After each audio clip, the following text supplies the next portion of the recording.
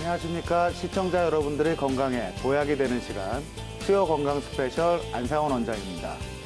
오늘도 건강과 관련된 다양한 정보 제공과 시청자분과의 1:1 맞춤 상담이 준비되어 있습니다. 방송을 시청하시면서 건강과 관련하여 궁금하신 점이 있으시면 지금 바로 02-2000-4959로 많은 전화 부탁드리겠습니다. 그럼 오늘 이야기 나눠볼 주제 화면으로 먼저 만나보시죠.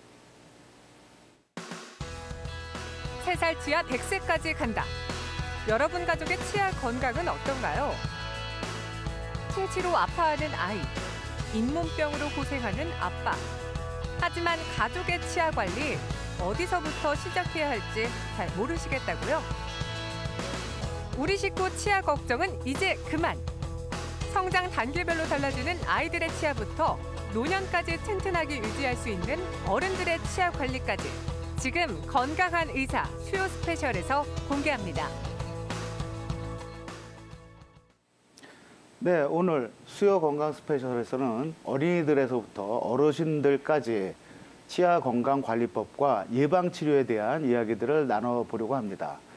오늘 도움 말씀 주실 정유미 박사님 모셨습니다.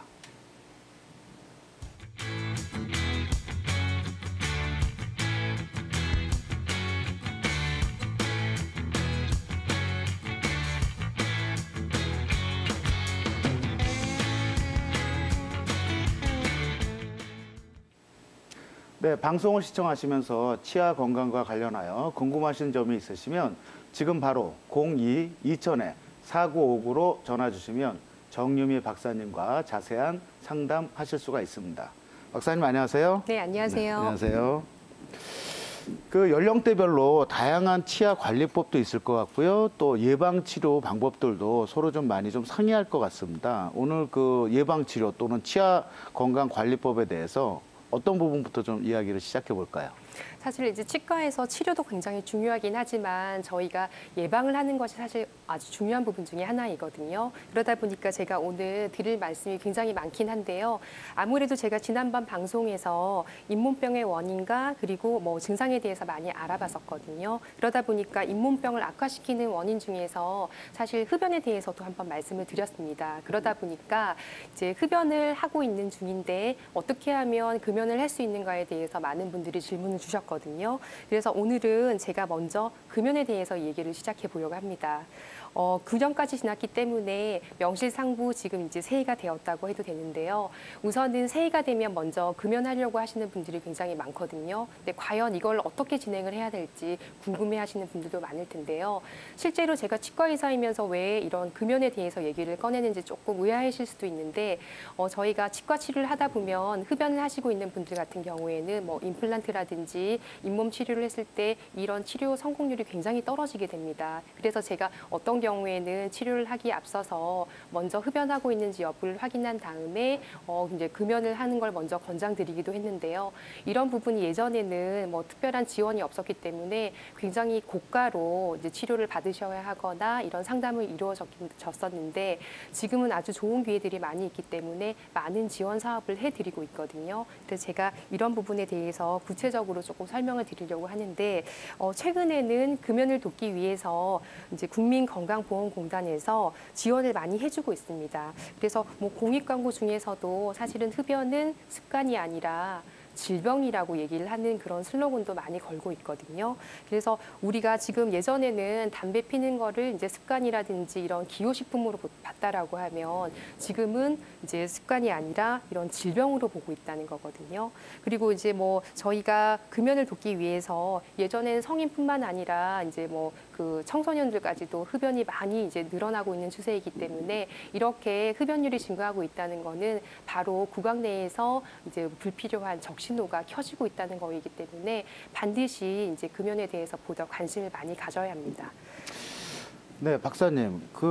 사실은 금연을 하고 싶어 하시는 분들도 금연 보조제가 가격이 좀 고가고요. 또 뭐 병원에서 금연을 도움을 받는다 하더라도 진료비나 어떤 치료비가 좀 부담돼서 못 가시는 분들도 계실 것 같은데요. 병원이나 또는 뭐 치과에서 어떤 이런 금연을 위해서 좀 도와주시는 프로그램들이 있습니까?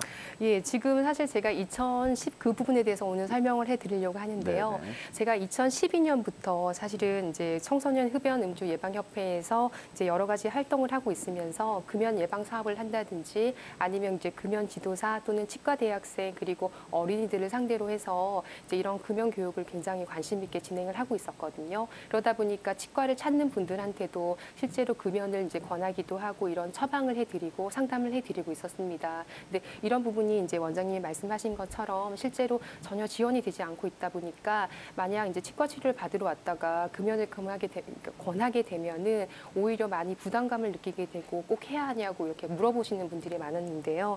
이제 2015년 2월부터 실제로 국민건강보험공단에서 이 금연 지원 사업을 시작을 하면서부터 간단하게 제가 한번 설명을 해드리게 되면 금연 처방을 병원이나 보건소 또는 이제 이런 곳에서도 받을 수 있게 됐다는 거거든요. 이게 생각을 한번 해보면 담배 연기 자체가 우선 입을 통해서 폐로 전달되는 부분이기 때문에 이제 사실은 지금 현재도 치과 의사들도 금연 교육을 실시하고 있고요. 그리고 금연약을 처방해주는 병원들이 많이 늘어나고 있긴 한데 이제 가까운 치과나 아니면 또는 뭐 의원 또 그리고 보건소를 확인해서 혹시 금연 처방을 해주거나 상담을 해주고 있는 병원인지 확인하시면 되는데 우선 이미지를 보시면서 다시 한번 확인을 하게 되면요. 이 금연 지원 사업 프로그램은 우선은 기간이 이제 8주입니다. 예전에는 2015년에는 이제 12주 기간으로 됐었는데요. 지금은 모든 것들이 이제 좁고 짧고 이렇게 좀 쉽게 접근할 수 있게 바뀌고 있거든요. 그러다 보니까 기간 자체가 12주에서 8주로 줄었고요. 그리고 이제 요양 기관에서 금연을 상담하고 그리고 금연 치료하거나 의약품을 처방하는 이 모든 것들이 지원을 받게 되고요. 그리고 심지어 약국에서 금연 보조제를 구입하는 비용 자체도 지원을 받게 됐습니다. 이제 이렇게 해서 상담을 하게 되면 우선은 금연 참여자로 등록을 하게 됩니다. 근데 이게 1년에 한 번이 아니라 2번까지 되기 때문에 만약에 첫 번째 기회에서 실패를 한 경우라고 하면 다시 한 번 또 6개월 뒤에 신청을 할 수 있다는 게 아주 좋은 거고요. 그리고 더 중요한 거는 본인 부담금이 예전에는 이제 좀 100% 본인이 부담했다라고 하면 지금은 1회차, 2회차에서는 20%만 본인이 부담을 했다가 3회차부터는 아예 무료로 전환이 됩니다. 근데 더 좋은 거는 만약에 내가 금연에 성공을 했다. 보통 6회까지 시행을 하실 수가 있는데 6회 이내에 만약에 내가 금연에 성공했다라고 하면 이 1회차, 2회차에 냈던 비용까지 모두 다 환수를 받을 수가 있습니다. 그래서 쉽게 얘기하면 이렇게 이제 저희가 지정한 병원에서 상담을 받거나 치료를 하게 되는 비용은 모두 무료로 지원을 받을 수 있다는 거거든요. 그리고 아까 제가 말씀드렸던 것처럼 만약에 혹시라도 이 모든 과정에서 실패를 했을 경우라고 하면 올해 이제 2번을 또 지원을 받았다가 만약에 올해 또 실패를 했습니다. 그러면 내년에 다시 한번 또 지원을 할 수가 있거든요. 그래서 이제 금연이 이제 뭔가 선택이 아니라 필수라고 생각을 하고 반드시 치료를 받아야 되는 큰 질환으로 보고 있기 때문에 이제 여러분들이 조금 더 쉽게 이렇게 거의 무료에 가깝게 지원을 받으실 수가 있고요. 만약에 이렇게 해서 성공을 하게 된다라고 하면 또 건강보험공단에서 하게 되는 소정의 또 이제 뭐 지원금을 여러 가지로 받을 수가 있기 때문에 이런 부분에 대해서 이제 조금 더 부담감 없이 접근할 수가 있게 됐습니다. 그리고 네, 원장님 치과에서 우리 뭐 보통 1년에 한 번씩 스케일링을 하기 위해서 이제 들르는 경우들이 많은데 그 스케일링차 들러서 또 이 흡연하시는 분들은 이 금연 지원 프로그램을 이용해서 금연 치료까지 같이 받으시면 참 좋으실 것 같아요. 예, 이게 모든 것들이 사실 치과에서 다 일어나거나 하는 건 아니지만 만약에 이제 스케일링을 받으러 왔다가 이제 그 흡연을 하고 있는 분들이 발견된다라고 하면 사실은 이제 제가 금연 치료에 대한 것들을 말씀을 드리고 이런 프로그램이 있으니까 한 번 더 접근을 해서 한번 이제 시행을 해보시는 게 어떠냐라고 이제 조심스럽게 이제 상담을 하게 되고요. 그러고 나면은 아무래도 치과에 관심이 많았던 분이기 때문에 더 많이 호응을 해서 이렇게 성공하시는 분들이 많고요. 특히 임플란트라든지 이렇게 큰 시술을 앞두고 있는 분이라고 하면 이제 흡연을 했을 때 성공률이 굉장히 떨어진다는 거에 대해서 많이 아시기 때문에 먼저 치과에 오셔가지고 금연 상담을 받으시는 분들도 많이 늘어나고 있습니다. 그리고 이게 모든 치과에서 사실 가능한 건 아니고요. 이제 건강보험공단을 통해 가지고 이 지원 사업을 하고 있는 병원들을 확인하고 그리고 나서 이제 금연 상담이라든지 처방을 받으실 수가 있거든요. 그리고 제가 치과 의사이기 때문에 치과에 대해서 이제 주로 얘기를 했지만 실제로 뭐 한의원이라든지 아니면 내과 같은 또는 보건소에서는 대부분 하고 있기 때문에 여러분들이 가까운 곳에서 상담을 받으시다가 이제 이런 처방 부분이 필요하다라고 하면 이제 좀 편안하게 좀 받으실 수도 있는 부분입니다.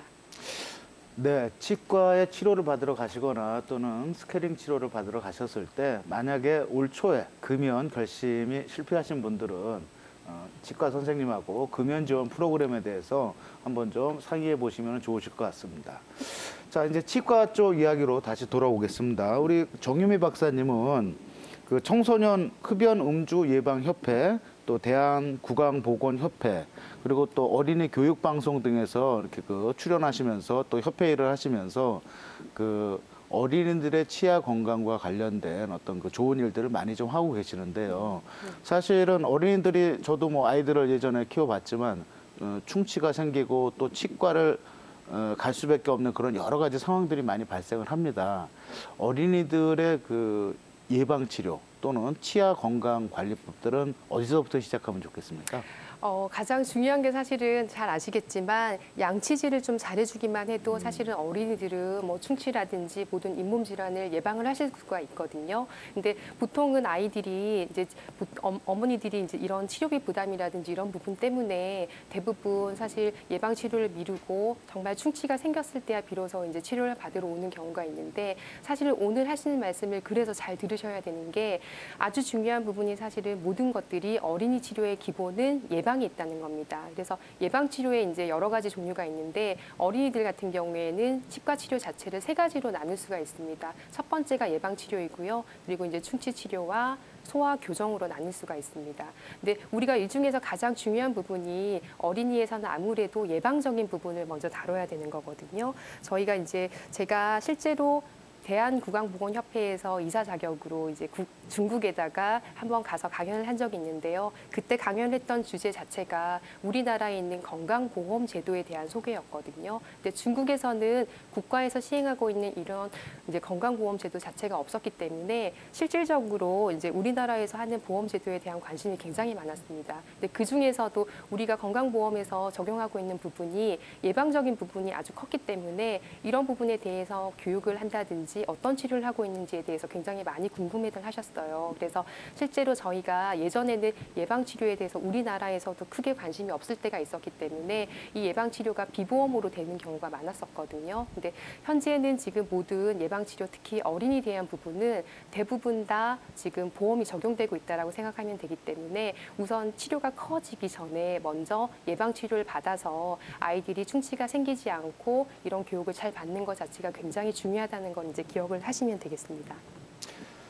네, 사실은 그 가정마다 아이들을 키우고 있으면서 치아에 문제가 발생하였을 때도 치료비에 대한 뭐 부담감이라든지 또는 아이들이 치과에서 치료를 잘 받을 수 있을까 이런 우려감 때문에 초기에 치료하면 빨리 좋아질 수도 있는 그런 문제들을 이렇게 방치했다가 오히려 나중에 치료 비용도 많이 들고 또 치료 기간도 상당히 길어지는 이런 경우들을 많이 봤습니다. 정유미 박사님, 어린이들의 예방 치료라고 할까요? 구체적으로 말씀해 주시면 어디서부터 시작할 수 있을까요? 사실은 2학기부터 시작을 하시면 되는 건데요. 이제 치과에서 할 수 있는 여러 가지 예방 치료 중에 이제 집에서는 당연히 양치질하는 방법을 잘 권해서 아이들이 올바르게 양치질하는 게 좋지만 우선은 양치질을 어떻게 해야 되는지 모르는 경우도 많이 있거든요. 그렇기 때문에 먼저 치과에 와서 할 수 있는 가장 쉬운 방법 중에 하나가 2닦기입니다. 우리가 유치에서 주로 할 수 있는 예방 치료는 바로 치면 세마라고 불리는 이제 치료 방법인데요. 쉽게 말해서 치아 표면을 닦아주는 방법입니다. 이제 집에서도 양치질을 하실 수가 있지만 이제 병원에 오게 되면은 지금 화면에서 보시는 것처럼 치아의 표면을 닦아주는 치료라고 보시면 됩니다. 이것도 지금 그 보험이 적용되고 있는 부분이기 때문에 아주 몇천 원 정도의 비용으로 사실은 이를 닦아주게 되는 거거든요. 근데 이 부분이 굉장히 중요한 게 집에서 아무리 양치를 열심히 했다라고 하더라도 치아에 남아있는 치태가 그대로 있는 경우가 많습니다. 근데 이게 남아있는 경우라고 하면 반드시 충치라든지 아이들도 잇몸이 붓는 증세가 생길 수가 있거든요. 그래서 이제 치과에 오셔가지고 이런 치면 세마 치료를 하게 되면 실질적으로 치과와 가까워지기도 하고요. 그리고 전혀 아프지 않은 치료이기 때문에 이런 걸 이용해서 이제 치과와 친해지는 이런 이제 부분도 할 수 있는 부분이라서 치면 세마 하는 방법이 아주 쉬운 방법 중에 하나라고 보시면 되고요. 제가 지난 시간에 사실 치태에 대해서도 한번 설명을 드렸거든요. 그래서 치태와 치석이 어떤 건지 구분을 해보기도 했었는데 한번 이미지를 보시면서 다시 한번 치태에 대해서 설명을 해보면은 세균과 음식물 찌꺼기가 치아에 붙어 있는 게 바로 치태 또는 플러그라고 하는 겁니다. 그래서 이 치태가 실질적으로 저희가 세균 덩어리라고 보시면 되기 때문에 이게 지금 치아에 남아있게 되면 충치가 일어난다든지 아니면 이제 그 잇몸 질환을 일으키게 되는 원인이 되기 때문에 반드시 없애줘야 되는 부분 중에 하나인데요. 성인 같은 경우에는 사실은 스케일링을 해서 이런 치태라든지 치석을 모두 없애줄 수가 있거든요. 근데 아이들 같은 경우에는 치석이 따로 생기지 않기 때문에 대부분 치태만 없어져도 이런 원인들이 다 없어질 수가 있습니다. 그래서 저희가 해주는 방법 중에 치면세마 이 닦기 방법이 아주 중요한 예방 효과가 있고요. 그리고 이 부분은 이제 성인에서도 저희가 치면 세마를 하기도 하지만 아이들 유치에서는 굉장히 중요한 치료로 보기 때문에 보험이 적용되고 있는 치료라고 보시면 됩니다. 그리고 제가 두 번째로 이제 이미지를 보시면 보여드릴 방법이 이건 조금 더 적극적인 치료라고 보시면 되거든요. 이제 많이들 들어보셨을 텐데 불소 도포하는 방법입니다.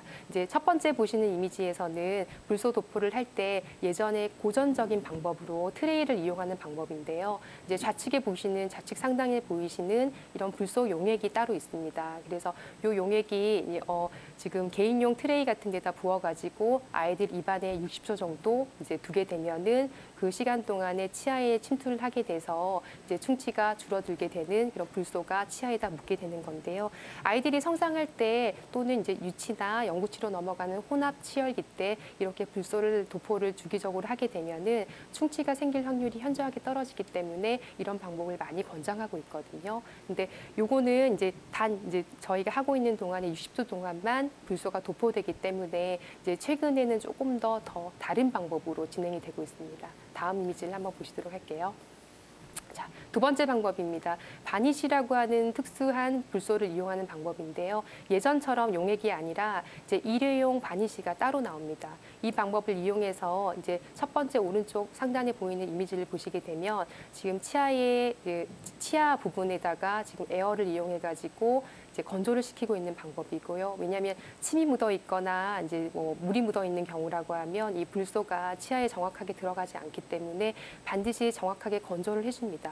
건조를 한 다음에 불소를 이용해서 치아의 표면에다 꼼꼼하게 발라주게 되는데요. 이때 색깔이 이제 보면은 노란 색깔이기 때문에 발랐는지 안 발랐는지 정확하게 구분하실 수가 있고요. 이제 어떤 불소더라고 하더라도 원래는 불소는 무색, 무취, 이제 아무 색깔도 없고 아무 맛도 없는 무미 상태인데요. 여기서 아이들이 좋아하는 이제 뭐 딸기 맛이라든지 바닐라 맛을 이용해서 아이들이 조금 더 편하게 접근할 수 있게 만들어져 있고요.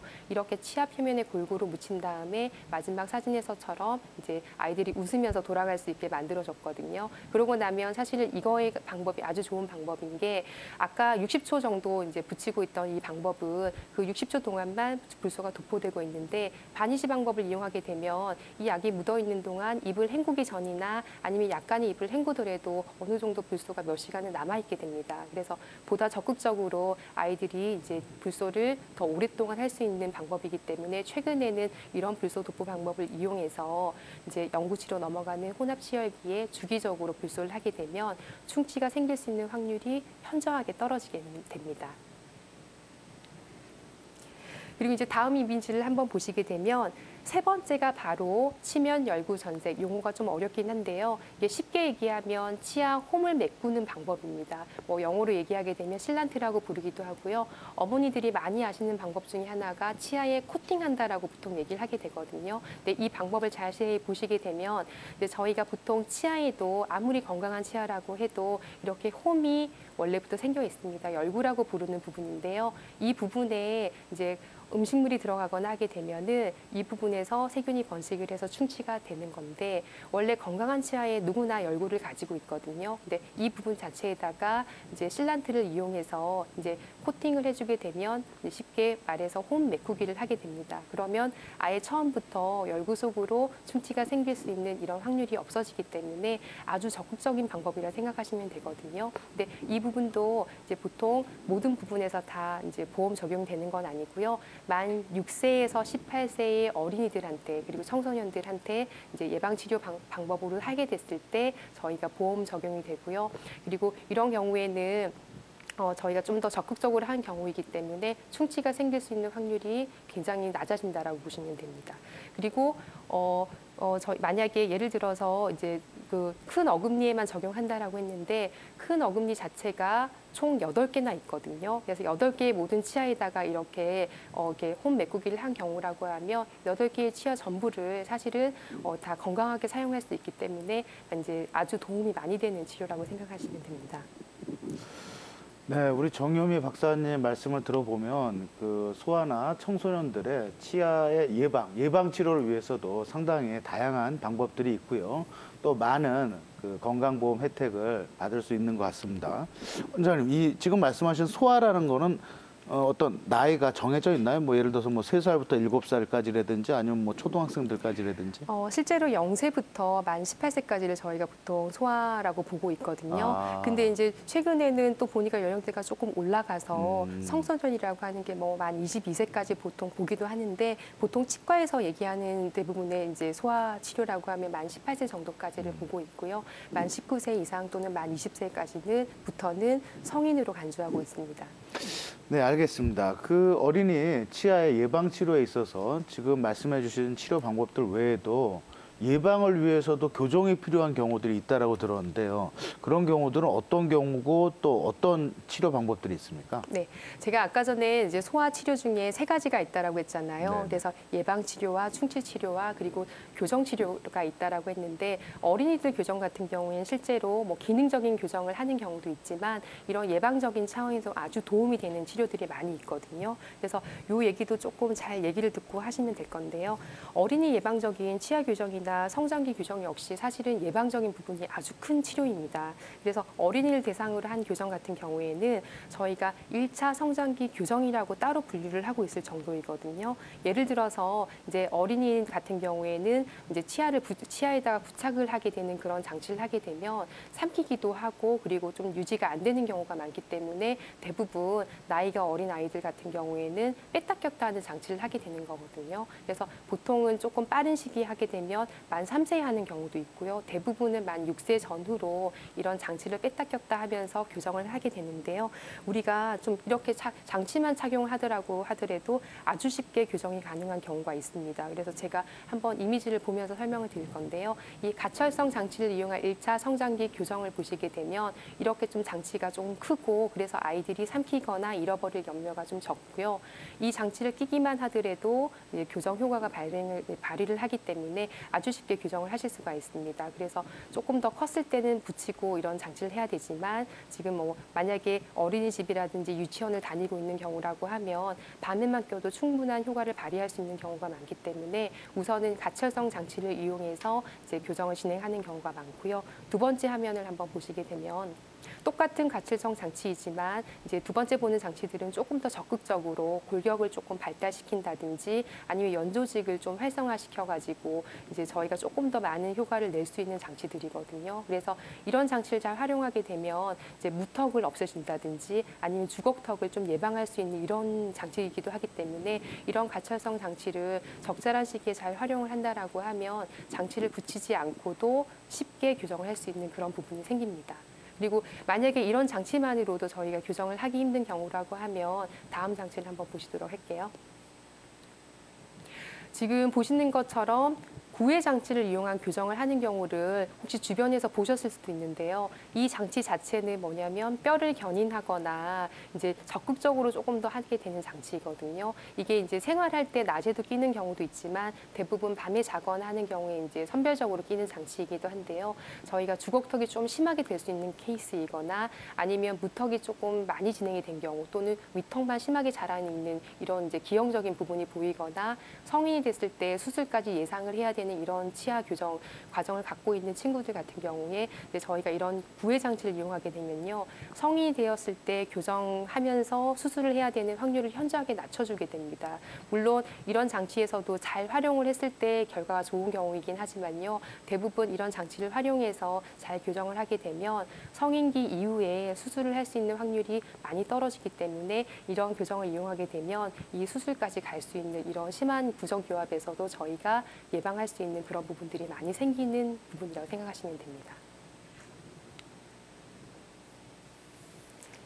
네, 이 지금 교정 전과 교정 후의 화면이 나오는데요. 저 사진도 좀 설명해 주시죠. 예, 지금까지 제가 보여드렸던 거는요, 아주 어린 나이에 만 뭐 6세라든지 이런 정도에 보통 사용하게 되는 이제 치료였다고 하면요, 조금 더 자란 경우에는 지금은 보시는 치아 자체는 사실 영구치가 나온 경우이거든요. 그래서 아까처럼 이제 유치가 있다든지 아니면 유치와 영구치가 혼합으로 되어 있는 혼합 치료기가 아니라 이미 어느 정도 치아가 나온 경우에 저희가 이렇게 고정성 장치를 이용해서 이제 성장기 교정을 하는 경우도 있거든요. 근데 자세히 보시면 맨 교정 치료 전에는 지금은 윗니가 이제 굉장히 삐뚤삐뚤하고 그리고 전체 중앙선 자체가 한쪽으로 틀어져 있는 것들이 보일 겁니다. 그리고 송곳니는 덧니가 되어 있고요. 이제 측절치에 해당하는 부분은 안쪽으로 들어가 있으면서 전체적으로 한쪽으로 쏠려 있는 모습이 보이는데요. 저희가 교정 치료 중에 전체적으로 다 교정을 한 게 아니라 필요한 부분인 윗니만 지금 교정을 시행을 했거든요. 그리고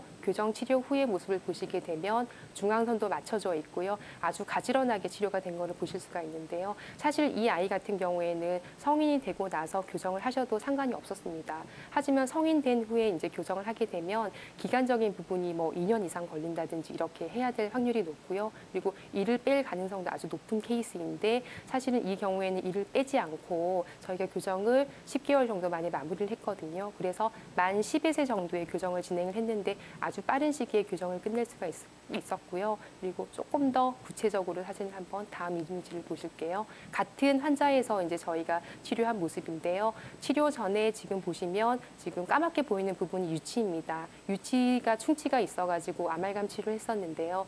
이게 이 치아를 빼면서 빠지면서 지금 저희가 교정을 적절한 시기에 들어갔기 때문에 유치가 빠지면서 정확하게 이를 빼지 않고 저희가 치료를 마무리할 수가 있었고요. 아래쪽 이미지를 보게 되면 장치를 붙인 직후에는 아직까지도 삐뚤어져 있는 입모양을 보실 수가 있는데요. 교정이 끝나고 나서는 지금 스마일 라인도 굉장히 대칭형으로 바뀌고 그리고 전체적으로 치아가 골라진 걸 볼 수가 있거든요. 왜 이렇게 교정의 예방 작용이 중요하냐면요. 만약에 이 아이가 이 상태로 이제 성장했을 경우라고 하면 얼굴 자체가 치아 모양 때문에 많이 삐뚤어지고 비대칭이 심해졌을 가능성이 아주 높습니다. 그런데 저희가 적절한 시기에 짧은 시간에 교정을 해줌으로써 아이가 영양 섭취도 좋아지고요. 그리고 이제 얼굴도 비대칭이 될 가능성이 아주 줄어드는 것 때문에 이제 좋은 결과가 짧은 시간에 일어났다는 게 아주 중요한 이제 예방 효과가 있다라고 보시면 됩니다. 네, 유아에서 청소년까지 이 교정 치료가 치아 건강을 위해서 또 예방을 위해서도 상당히 중요하다라고 우리 정유미 박사님께서 말씀해 주셨는데요. 사실은 저도 그 아이들을 키우면서 저희 딸이 이제 중학교 2학년 때 놀이공원에서 장난을 하다 이제 치아가 살짝 좀 분질러져서 그걸 이제 좀 급하게 맞췄는데 그 이후로 이제 그 앞니가 조금 삐뚤어졌습니다. 근데 한동안은 잘 웃질 않아서 이거 뭐 왜 그럴까 이렇게 생각을 했는데 나중에 이제 물어봤더니 자기가 이 앞니가 이렇게 틀어져 있어서 그 표정도 자꾸 안 좋아지고 또 성격도 좀 내성적이고 그래서 사실은 그렇게 어렵지 않은 치아 교정 방법을 갖고 다시 이렇게 웃음을 찾은 경우도 있는데요. 이 치아 교정이 어른들뿐만 아니고 소아나 또 청소년들에게 때도 상당히 중요한 것 같습니다. 예, 실제로 이제 예전에는 아이들 같은 경우에 뭐 교정을 하면 오히려 장치를 붙이고 있고 하니까 오히려 뭐 외관상 좋지 않을 거라 생각했는데 실제로 어린이들 같은 경우에는 교정 기간만 잘 이제 자기가 시작해야 될 시기만 잘 이제 찾아서 한다고 하면요, 굉장히 짧은 시간에 저희가 좋은 교정 결과를 얻을 수가 있거든요. 그러다 보니까 아무래도 교정 결과가 이제 좋게 되면은 당연히 이제 기능적인 부분과 심미적인 부분 이런 부분들을 동시에 찾을 수 있기 때문에 교정만으로도 사실은 더 좋은 음식을 더 맛있게 먹고요. 그리고 뭐 웃음도 찾는다든지 이런 경우가 많고요. 아이들도 마찬가지로 이제 친구들을 사귀고 이렇게 했을 때 치아가 삐뚤해 보이고 이러면은 오히려 조금 이제 뭐 단정하지 않다라고 생각하는 경우도 많고요. 그런 부분이 생기기 때문에 사실은 치아 교정을 해가지고 단기간에 끝낼 수만 있다라고 하면 어린 시기에 교정을 해서 이제 문제가 있는 부분들을 바로 잡아주는 게 좋거든요. 실제로 이제 삐뚤거리는 치아 같은 경우에도 이런 사이 부분에는 음식물도 더 많이 끼고요.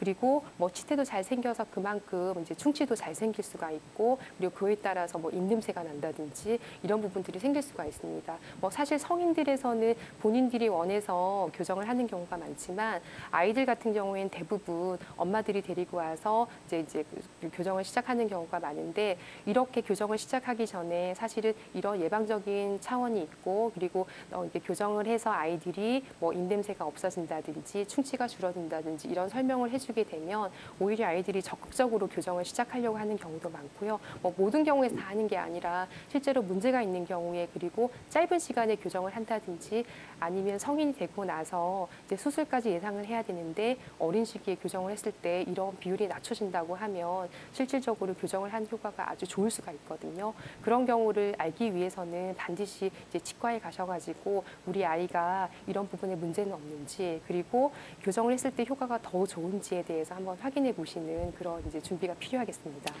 네, 잘 알겠습니다. 지금 시청자분과의 전화 연결이 되어 있다고 하는데요. 바로 만나보겠습니다. 여보세요? 여보세요? 네, 네, 시청자님 안녕하세요. 안녕하세요. 네, 치아 건강에 관해서 어떤 점이 궁금해서 전화 주셨습니까? 금연도 하고요. 네. 조금 금연을 하니까 치아가 많이 이렇게 손상이 된 것 같아요. 흡연을 하시는 거예요, 지금? 네, 담배를 피시니까 치아 상태가 더 좀 많이 안 좋아지신 것 같다. 네. 네. 그래서 그럼- 그것 때문에 좀 상담 좀. 네네, 하고 우리 싶어서 정유미 전화드렸습니다. 박사님이 처음에 그 금연 프로그램도 치과에서 운영을 하고 계시다라고 말씀을 해주셨고, 또 치아 아직 건강에 그거는 대해서도 아직 안 했습니다. 치아 건강에 대해서도 상담해 주실 수가 있으니까요. 바로 연결해 드리겠습니다. 네, 네, 안녕하세요, 시청자분. 네, 안녕하세요. 예, 어떤 게 지금 궁금하신가요? 그 금연을 하니까 좀 치아가 조금 이제 누렇고 좀 안 좋아가지고 금연도 좀 하고 싶고, 예. 그래서 겸사겸사 전화드렸습니다. 네, 그 치아 상태가 누런 거 외에 또 어떤 것이 또 문제가 있으세요? 좀 많이 좀 아파요, 잇몸이요. 잇몸이요. 네. 근데 이게 흡연을 하면서 더 심해진 것 같으세요? 아니면 원래도 지금 잇몸이 안 좋으셨어요? 흡연에서 좀 더 심해진 것 같은데요. 네. 현재 지금 금연에 대해서 상담을 받아보거나 하신 적이 있나요? 아직은 없어요. 그럼 혹시 치과에서 잇몸 치료를 받거나 아니면 검사를 받아보신 적은 있으신가요? 한 스케일링 정도 좀 한 것 같은데. 네. 그 치과에서 뭐 흡연이라든지 금연에 대해서 얘기를 받아보신 적은 없다는 거네요. 상담을 받아보신 네. 적은. 예, 실제로 저희가 이제 뭐 흡연을 하거나 했을 때 잇몸 질환이 더 많이 심해진다거나 입냄새가 증가한다거나 아니면 치주염이 심해져서 이가 흔들린다는 여러 가지 보고들이 많이 있거든요. 연구 결과도 많이 있고. 근데 지금 제가 아까 소개시켜드린 그런 이제 금연 지원 사업 프로그램이 잘 되어 있습니다. 그래서 혹시 주변에 있는 치과나 이쪽에서 이게 혹시 금연 지원 사업을 하고 있는 치과가 있는지 먼저 알아보시는 게 중요할 것 같고요. 그 예전처럼 이렇게 잇몸 치료만 하신다고 해도 많이 좋아지실 수는 있는데 지금 현재 흡연을 하고 있다라고 하니까 우선은 금연 보조제라든지 금연 상담을 받아보시는 게 아주 중요할 것 같거든요. 하루에 그 흡연을 이제 어느 정도 하시고 있으세요? 한 갑 정도요. 한 갑 정도. 보통 이제 20계피 정도 핀다라고 하면 저희가 아주 조금 심각한 부분으로 보고 있기 때문에 반드시 이제 금연을 시작을 하시는 게 좋을 것 같습니다. 네, 감사합니다. 지금 우리 정유미 박사님께서 말씀하신 것처럼 1년에 한 번씩 치과에서 스케일링 치료는 건강보험에 적용이 되기 때문에요.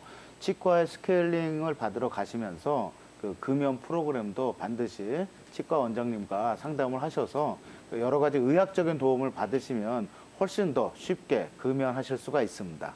저희는 잠시 후에 다시 돌아오겠습니다. 수요 건강 스페셜 치의학 박사 정유미 원장님을 모시고 치아 건강과 또 예방 치료에 관한 이야기들을 나누고 있습니다. 방송을 시청하시면서 치아와 관련된 궁금하신 점이 있으시면 지금 바로 02-2000-4959로 많은 전화 부탁드리겠습니다. 박사님, 치아 건강 또 예방 치료에 있어서 성인들도 상당히 중요할 것 같은데 성인들은 어떤 예방 치료부터 시작하는 게 좋을까요?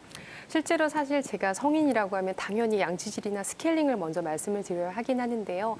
아까 저희가 지금 제가 보여드리고 싶은 부분이 있어가지고 먼저 우선은 치아 교정에 대한 부분을 또 한 번 더 얘기를 해드리려고 하거든요. 이게 성인의 경우에도 마찬가지로 치아 교정이 아주 매우 좋은 예방 효과가 있기도 합니다. 그래서 이미지를 이건 한번 보시면서 이제 설명드리려고 하는데요. 지금 이제 한번 이미지를 보시게 되면요. 첫 번째 이미지에서 보시는 것처럼 치료 전과 후를 보시게 되면 현저하게 지금 잇몸이라든지 치열이 좋아진 걸 보실 수가 있습니다. 윗면에서 보시게 되면 치아 교정을 하시고 나서 치료 후에 지금 잇몸 상태도 굉장히 좋아지고요. 치아의 배열도 좋아진 걸 보실 수가 있긴 하거든요. 근데 이제 교정 후에 교환면 상태를 보시게 되면 기존에 있던 치아가 이제 충치도 많이 있고 이랬던 부분인데요.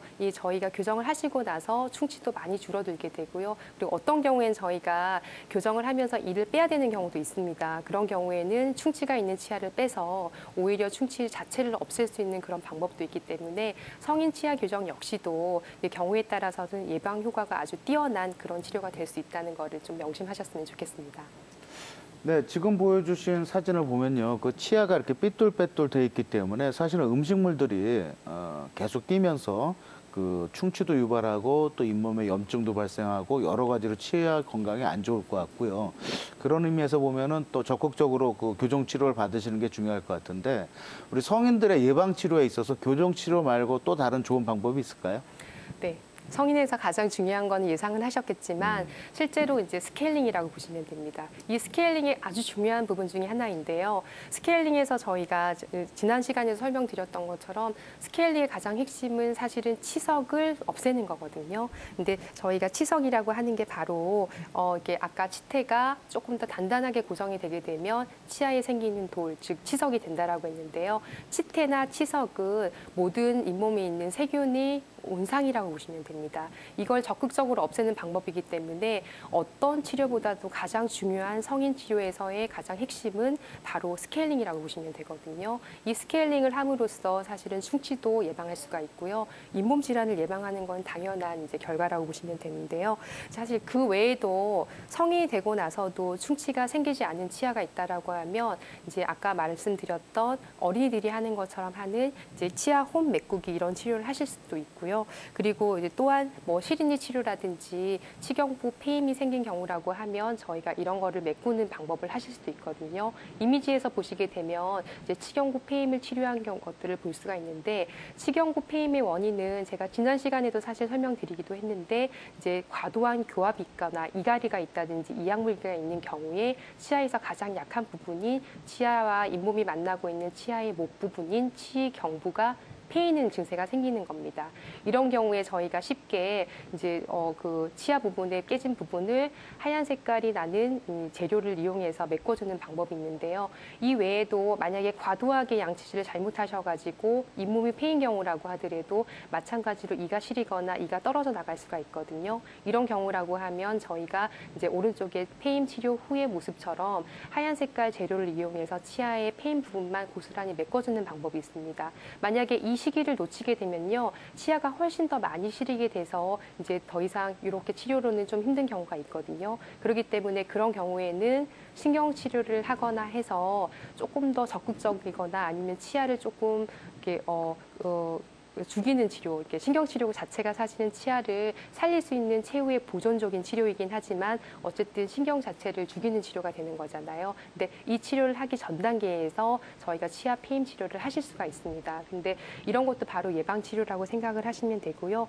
그리고 제가 방금 설명드린 것처럼 실제로 치아 이 폐임 증세의 가장 큰 원인은 바로 교합이라고 했거든요. 그래서 이 교합에서 만약에 이갈이가 있거나 아니면 이 약물기 습관 같은 것들이 있는 분들이라고 하면 조금 더 적극적으로 이런 지금 이미지에서 보여주는 것처럼 턱관절 안정 장치라고 해서 턱을 안정화시키게 하는 장치를 낀다든지 아니면 뭐 나이트 가드, 마우스 가드 같은 걸 이용해서 이런 이약물기 습관을 예방을 해주기도 하고 치료할 수 있는 장치 치료들이 아주 많이 있습니다. 이런 치료를 좀 적극적으로 해서 치아 자체가 패이는 거를 아예 근본적으로 차단하는 방법이 있고요. 만약에 이제 조금 더 이런 장치를 끼기 싫으신 분들이라고 하면 제가 지난번에 또 설명드렸던 뭐 보톡스 치료 같은 걸 이용해서 이제 치아의 근육 힘을 좀 줄여준다고 한다든지 이제 턱 부분에 있는 이런 근육을 힘을 약화시키게 하는 여러 가지 예방 치료들이 있기 때문에 조금 더 관심 갖게 이제 저희가 진행하시면 되겠습니다. 네, 오늘 수요 건강 스페셜은 치의학 박사 정유미 원장님을 모시고 치아 건강과 또 예방 치료에 대한 이야기들을 나눠보고 있습니다. 방송을 시청하시면서 치아 건강과 관련하여 궁금하신 점이 있으시면 지금 바로 02-2000-4959로 많은 참여 부탁드리겠습니다. 박사님, 그 예방 치료에 있어서 사실은 그 임신하신 분들, 임산부들도 어떤 그 치료가 필요한 경우들도 있고 또 임신 상태 때문에 치과 치료를 좀 꺼려 하시다가 나중에 출산하시고 나서 상당히 그 상태가 악화돼서 고생하시는 분들도 계실 것 같은데 이 임산부들 치과 치료가 가능할까요? 우선은 먼저 결과부터 말씀드리면요. 당연히 치료가 가능합니다. 근데 사실 제가 하나 또 이제 원장님한테도 궁금해한 부분이 있는데요. 이게 한의학적으로 봤을 때 임산부들이 한의학 치료를 받으려고 하시는 분들이 있을 거예요. 그리고 그런 경우에 원장님께서는 치료를 하라고 하나요? 아니면 그냥 미루라고 얘기를 하나요? 저희도 그 임신 초기에 한 3개월 정도까지는 뭐 침 치료는 하는데요. 약물 치료는 잘 하지 않고요. 3개월 후부터 는 뭐 한약 치료라든지 뭐 침 치료나 추나요법, 교정 치료 등도 꼭 필요하다면 적극적으로 반드시 하셔야 된다라고 말씀드립니다. 그래서 사실 저희도 똑같은 방법으로 이제 하게 되거든요. 우선은 가장 중요한 핵심은 뭐냐면 치과 치료 같은 경우에도 제가 예방적인 부분을 먼저 말씀을 드리기 때문에 우선은 임산부인 경우에는 임신을 예상하거나 아니면 임신을 준비하는 단계에 있는 이런 가임기 여성들은요, 모두 먼저 이제 스케일링을 하시고 그리고 충치 검진을 받으셔서 치료가 필요한 부분이라고 하면 사전에 치료를 받으시는 걸 권장을 해드립니다. 하지만 만약에 이 시기를 저희가 놓친 경우인 경우도 있거든요. 그런 경우라고 하면 당연히 저희가 처음에는 임신 초기에는 좀 위험할 수 있기 때문에 이런 치료들을 피하고요. 그리고 임신 중기에 해당하는 3에서 6개월 사이에서는 아주 안전한 시기이기 때문에 모든 치과 치료가 가능합니다. 다만 저희가 임신기 때 조금 피해야 될 치료 중에 하나가 어떤 거냐면 이제 임플란트 수술이라든지 아니면 조금 어려운 이를 빼는 그런 발치 같은 경우, 사랑니를 뺀다든지 이런 것들은 항생제를 좀 다량으로 복용하거나 해야 되기 때문에 조금 피하는 게 좋다라고 하지만 우선적으로는 다른 치료들은 모두 가능합니다. 그리고 이제 만약에 약물 치료가 필요한 경우라고 하면 저희가 또 임신 중에 필요한 이제 그 복용해도 상관없는 안전한 약제가 있습니다. 그런 뭐 진통제라든지 항생제를 주로 처방하게 되고요. 만약에 이것까지도 무서운 분들이 있으시거든요. 혹시라도 걱정된다라고 하면 반드시 이제 산부인과에서 소견서를 받아서 어떤 약제를 피하고 이런 것들에 대해서 정확하게 알아가지고 협진해서 치료하는 경우도 있기 때문에 굳이 뭐 치과 치료를 미루거나 이러실 필요는 없고요. 만약에 이제 뭐 예를 들어서 그 치아가 아프게 되면요, 오히려 이렇게 하는 통증 때문에 태아에 미치는 이런 스트레스가 오히려 훨씬 더 안 좋게 이제 작용을 하기 때문에 이제 보통은 치과 치료를 미루거나 하지 않고 적절한 시기에 잘 선택적으로 받으셔서 오히려 건강한 치아 그런 것들을 이제 유지하시는 게 좋고요. 오히려 임신하시고 나서 치아가 흔들리거나 잇몸이 내려가서 더 안 좋은 경우가 생길 수 있기 때문에 반드시 우선적으로 예방적 차원에서 임신을 앞두고 있는 분이라고 하면 뭐 스케일링이라든지 치과 검진을 받으시기를 권장하고 있습니다. 네, 그렇군요. 임신을 준비하시고 계시다면 미리미리 치과 치료를 통해서 예방을 하시는 게 중요할 것 같고요. 또 임산부를 하더라도 반드시 필요한 치과 치료는 적극적으로 받으시는 게 좋을 것 같습니다. 정유미 박사님, 사실 치과 치료에 있어서 가장 대표적인 게 치아 교정하고 임플란트 시술이라고 알고 있는데요. 혹시 이 두 가지를 같이 동시에 하는 경우도 있는지 아니면 또 동시에 했을 때 더 좋은 그 장점이 있는지 이것도 좀 궁금합니다. 예, 우선은 이제 저희가 또 임신 얘기를 하긴 했었으니까요. 네네네. 이제 저희가 임신 중에도 치아 교정을 계획하고 있는 분들도 있긴 하거든요. 그런 경우라고 하면 임신 때문에 사실 치아 교정을 미루거나 또는 뭐 이럴 필요는 전혀 없으시긴 한데요. 저희가 임신 중에는 치아 교정이 또 스트레스를 유발할 수가 있기 때문에 우선 먼저 시행하자고는 하진 않거든요. 하지만 만약에 이미 교정 중인데 임신을 추후에 했습니다. 그런 경우라고 하면 임신 때문에 굳이 뭐 치아 교정 장치를 뗀다든지 또는 조기 마감을 한다든지 이럴 필요는 전혀 없으시고요. 그냥 안심하시고 교정을 하시면 되고요. 이제 마찬가지로 아까 이제 원장님께서 얘기하신 것처럼 임플란트와 치아 교정이 동시에 가능한지 이제 요거를 물어봤는데요.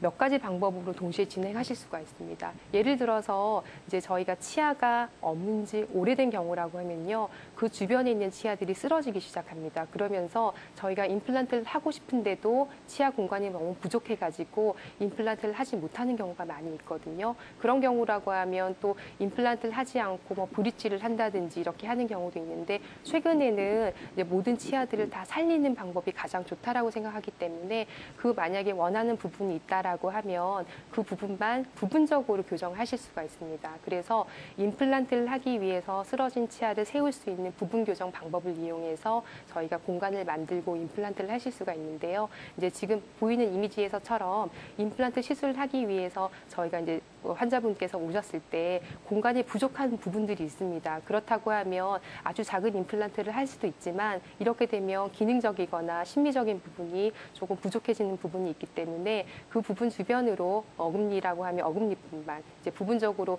이제 교정을 진행을 하고요. 이렇게 했을 때 공간을 확보하고 나면 다시 임플란트를 시술할 수 있는 그런 공간이 충분하게 나오게 됩니다. 그랬을 때 이제 보통은 부분 교정을 하게 되면 앞니에 해당하는 부분에 또 교정을 하지 않기 때문에 교정하는 동안에 심미적인 부분도 거의 이제 확보가 되는 부분이라서 어렵지 않게 교정하실 수가 있고요. 그리고 치아 교정만으로도 임플란트 효과를 볼 수가 있나 보죠? 사진을 보면. 예, 지금 나오는 이미지에서 보시면 쉽게 아실 수가 있는데요. 교정 전 상태를 한번 보시게 되면 치아가 굉장히 삐뚤하기도 하고요. 이에 따라서 사실은 전체적으로 충치가 너무 많다 보니까 이 부분이 지금 충치에 전부 다 이완되어 있는 모습을 보실 수가 있습니다. 그래서 어금니 같은 경우에는 교정 중에 사실은 이를 빼야 되는 개수도 너무 많았습니다. 이런 경우에 당연히 이를 빼고 나면 이제 사실은 임플란트를 해서 전체적으로 복원을 해줘야 되는데요. 실질적으로 지금 교정 중에 보시면 이를 빼시고 나서 교정 후에 모든 치아가 임플란트 없이 전부 다 완벽하게 이제 교합이 완성된 모습을 보실 수가 있거든요. 근데 여기서 더 좋은 건 뭐냐면 실질적으로 어금니를 너무 여러 개를 빼다 보니까 저희가 2개의 큰 어금니를 가지고 있어야 되는데 2개의 어금니 중에서 이제 하나만 남는 상황이 됐습니다. 그러면 당연히 큰 어금니는 임플란트를 해줘야 되는 상황이었거든요. 근데 저희가 교정 후의 모습을 보면 실질적으로 맨 뒤에 보이는 치아는 사랑니입니다. 그래서 사랑니가 아직 맹출 중이었거나 안쪽에 숨어 있는 경우라고 하면 임플란트를 하지 않고 오히려 숨어 있는 사랑니를 적절한 교합 상태까지 꺼내서 아예 완벽한 치아 모습을 만들어준 경우이거든요. 이렇게 케이스를 잘 선별만 한다라고 하면 임플란트를 해야 되는 케이스에서도 이를 빼고 정확한 교합을 만들어서 심지어 이제 쓸모가 없는 사랑니까지도 끌어당겨와서 교합을 만들어줄 수 있는 경우가 많기 때문에 실제로 치아 교정만으로 임플란트를 하지 않고도 저렇게 완벽한 교합을 만들 수 있다는 것을 기억을 하신다고 하면 치아 교정 자체가 아주 좋은 치료 그리고 예방 효과가 있다는 것을 충분히 아실 수가 있습니다. 네, 그렇군요. 치아 건강과 예방에 있어서 가장 중요한 것이 올바른 양치질, 또 양치하는 습관이 아닐까 이렇게 생각이 되어지는데요. 우리 대한구강보건협회에서 활동 중이신 정유미 치의학 박사님으로부터 정확한 양치질하는 방법 한번 배워보도록 하겠습니다. 네, 제가 오늘 이제 사실 구강보건협회에서 이제 이런 인형이 만들어져 있습니다. 그래서 여러분들한테 사실 지난번에 제가 영상만으로 좀 보여드리긴 했었거든요. 그랬더니 조금 많이 어렵다고 하셔가지고 아예 제가 오늘은 모형을 가지고 와서 여러분들한테 한번 보여드리려고 하는데요. 우선 양치질 할 때 가장 중요한 방법은 뭐냐면요. 이제 모든 치아를 빠짐없이 꼼꼼하게 닦아줘야 된다는 게 아주 중요한 핵심 중에 하나이거든요. 그래서 여러분들한테 맞는 칫솔을 잘 꼼꼼하게 잡으시고요. 단단하게 잡으신 다음에 사실은 처음에 이제 치약을 묻히고 나서 전체적으로 꼼꼼하게 하나도 빠짐없이 양치질을 하셔야 됩니다. 그래서 먼저 어금니부터 앞니까지 쭉 양치질을 하시는데 여기서 중요한 거는요. 제가 아까 그 말씀한 것처럼 절대로 옆으로 양치질을 하는 방법은 안 됩니다. 잇몸을 상하게도 할 수도 있고요. 치아가 패이기도 할 수 있기 때문에 반드시 양치질을 하실 때는 빗질하듯이 위아래로 부드럽게 쓸어내린다고 생각하시고 이렇게 양치질을 하시는데 한 번 양치질 하실 때마다 2개의 치아를 닦는다고 생각하시게 되면 2번 닦고 그리고 나머지 그 다음 치아로 한 칸씩 이동하게 되면 빠짐없이 양치질을 하실 수가 있습니다. 그래서 전체적으로 바깥면을 닦으신 다음에 그리고 입을 벌리셔서 이제 어금니는 우리가 보통 일반적으로 닦는 방법처럼 이렇게 이제 옆으로 닦아주시면 되고요. 그리고 어금니를 위아래로 닦아주신 다음에 중요한 거는 이제 앞니 부분이거든요. 앞니는 만약에 이렇게 칫솔이 들어간다라고 하면 잘 안 들어갈 수가 있기 때문에 반드시 수직으로 세우셔서 이렇게 양치질을 해주시면 되고요. 마찬가지로 윗니도 세우셔서 이렇게 양치질을 해주시면 되고요. 그리고 이제 골고루 다 양치질을 하고 나서는 반드시 혀를 또 닦는 것을 까먹으시면 안 되는데요. 혀를 이렇게 닦아주시면 됩니다. 네, 정유미 박사님 오늘 좋은 말씀 감사합니다. 네, 감사합니다. 네. 네, 저희 수요 건강 스페셜 마칠 시간입니다. 편안한 저녁 되시고요. 저희는 내일 저녁 8시에 다시 찾아와 뵙겠습니다. 시청해 주셔서 감사합니다.